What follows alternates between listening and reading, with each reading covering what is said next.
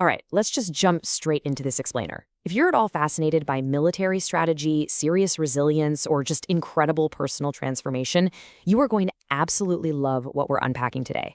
We're looking at Khalid ibn al-Walid. This is an undefeated commander whose strategic genius literally changed the course of world history.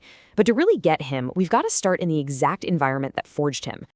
The blistering Arabian desert wasn't just his home, you guys. It was his classroom. Think about it. It's a harsh, totally unforgiving land. The wind whips up this fine sand, the sun just beats down on you relentlessly. Survival here? It strictly belongs to the strong. Born into the Banu Makhzum tribe of the Quraysh, Khalid was trained rigorously from a really young age. His tribe didn't just see war as fighting. To them, it was an exact science, an art form. He was trained in freezing cold and extreme heat, to ride, to fight, and honestly, most importantly, to think. He learned to look at a battlefield like it was a giant, high-stakes chessboard, literally anticipating enemy movements before they even made them. Moving into Section 1, the turning point, and specifically his masterstroke at Uhud.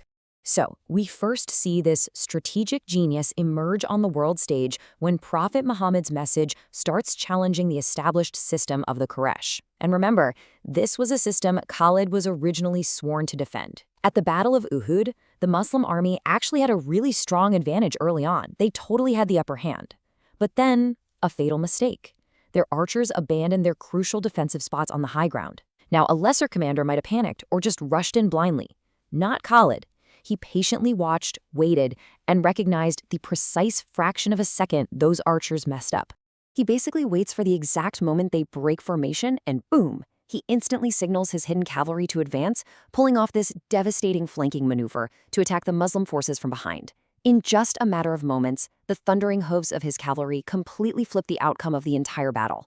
It was a massive win for Khalid, and it really proved his absolute mastery of battlefield awareness and timing. All right. Section 2, a shift in allegiance, the awakening in the desert. Now, what's fascinating is that following this loud, massive triumph at Uhud, the victory didn't actually bring him peace. Instead, it brought quiet, incredibly restless nights. The source material describes him just staring up at the stars, gripped by this intense internal conflict. The very message he'd been fighting against was suddenly starting to resonate with him. And this wasn't just a fleeting thought, right? It pushed him to take a profound physical and spiritual journey straight across the desert to Medina to find some answers.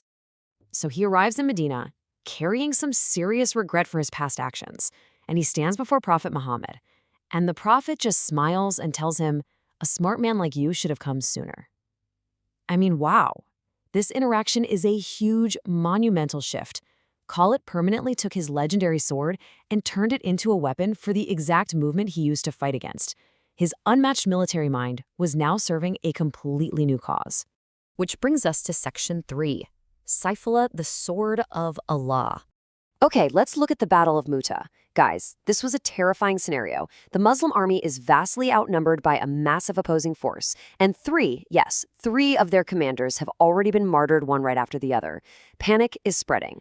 Amidst all this absolute chaos, Khalid steps up to take command. And what does he do? He unleashes pure psychological warfare. Under the cover of pitch-black night, he completely scrambles his troop formations. He moves the left flank to the right, the front to the back. When dawn breaks, this brilliant sleight of hand creates the illusion that massive, fresh reinforcements have just arrived. It strikes total fear into the enemy ranks, and that hesitation allows Khalid to safely extract his heavily outnumbered army. For this miraculous rescue, Prophet Muhammad actually gave him the title Saifullah, meaning the Sword of Allah. Fast forward a bit. Following the passing of the Prophet, the Islamic movement hits a massive existential threat during the Ridda Wars.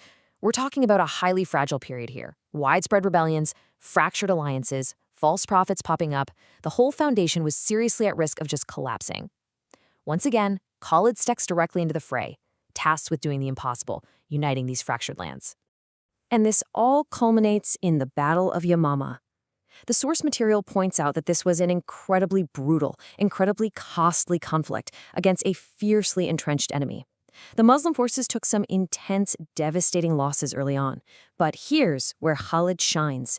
His unparalleled ability to reorganize his troops mid-battle, literally rallying his men when morale was totally shattered, allowed him to snatch a vital victory right from the jaws of defeat.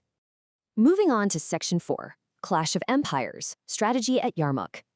All right, so now Khalid is going head-to-head with the mighty Roman Empire. This is one of history's absolute largest clashes. So how on earth do you defeat a Roman army that vastly outnumbers you? Well, first, you toss out traditional battle lines. Khalid divided his army into much smaller, highly mobile units. He essentially took the Romans' heavy, bulky formations and used them against them. By using rapid movement, he completely entangled, exhausted, and confused the heavier Roman forces. Once they were totally disorganized, he delivered this decisive, fracturing strike. He literally dismantled a massive imperial army through sheer kinetic strategy. And by doing so, he opened the doors to a brand new era in geopolitical history. Section 5. An undefeated legacy. Humility over glory. But to truly understand Khalid as a person, not just the brilliant tactician, we have to look at what happened when the fighting actually stopped. Right at the absolute peak of his success, Khalid was unexpectedly removed from his supreme military command. Now, for a guy of his stature, you'd probably expect some outrage, right? Maybe a rebellion? Nope. His response was simply, "I fight for Allah, not for rank." He accepted his demotion without a single objection. He just seamlessly transitioned to fighting as a regular soldier. It brilliantly proves that his legendary outward discipline was perfectly matched by his inward spiritual devotion. I mean, just listen to this staggering list of victories. Uhud, Khandaq, Mu'tah, Yama, Yarmouk, Damascus, Aleppo, and it just keeps going. It's almost mathematically impossible for one single lifetime. Every single battle is a total masterclass in strategy. When you look at it all laid out, it becomes immediately clear why his name echoes eternally in the halls of military history. The guy simply never lost. Yet there is this profound irony to his end. Historical accounts claim that his body literally had no space left on it without a sword, spear, or arrow scar, seriously covered in them. Yet, despite all that, he ultimately met his end peacefully in his own bed.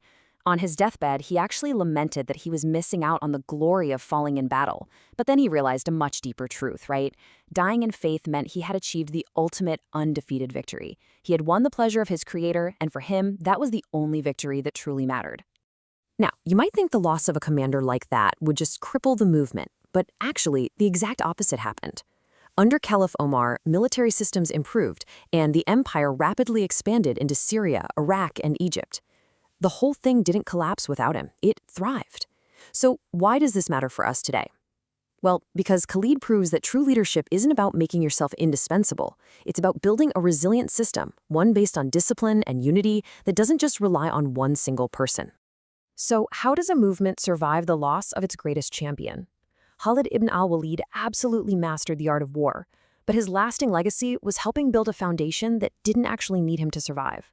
And it leaves us with this final thought for you to take away today. Are you building a legacy that requires your constant presence, or are you building a system strong enough to outlast you?